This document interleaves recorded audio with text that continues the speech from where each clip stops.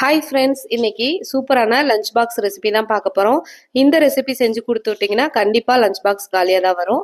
இப்போ ஒரு கடாயில் நிலக்கடலைப்பருப்பு, வடக்கடலைப்பருப்பு, மிளகு, சீரகம், மல்லி, வரமல்லி சேர்த்துக்கோங்க. கொஞ்சமாக கருவேப்பிலையில வரமிளகா சேர்த்துட்டு கொஞ்சமாக தேங்காய் துருவல் சேர்த்து எல்லாத்தையும் நல்லா ட்ரை ஃப்ரை பண்ணிக்கோங்க. இது எல்லாத்தையும் பொடியாக அரைச்சி எடுத்துகிட்டு வந்துடலாம். இப்போ ஒரு கடாயில் எண்ணெய் சேர்த்துக்கோங்க. கடுகு உளுந்தம் பருப்பு சேர்த்துட்டு வடக்கடலைப்பருப்பு சேர்த்துக்கோங்க. கருவேப்பிலையில இஞ்சி பூண்டு பொடியாக நறுக்கி சேர்த்துக்கோங்க. சேர்த்துட்டு பெரிய வெங்காயம் ஸ்லைஸாக கட் பண்ணி சேர்த்துக்கோங்க. இப்போ கத்திரிக்காய் நான் இந்த வாக்கில் கட் பண்ணி வச்சுருக்கேன், அதையும் சேர்த்துக்கலாம். மஞ்சள் தூள், பெருங்காயத்தூள் சேர்த்துட்டு நல்லா மீடியம் ஃப்ளேமில் வச்சு நல்லா வதக்கி எடுத்துக்கோங்க 2 நிமிஷம் போல்.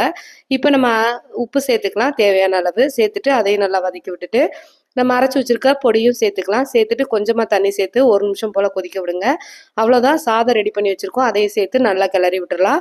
மல்லி இலை தூவிக்கோங்க. கடைசியாக முந்திரி பருப்பு வறுத்து சேர்த்துக்கலாம். டேஸ்ட் சூப்பராக இருக்கும்.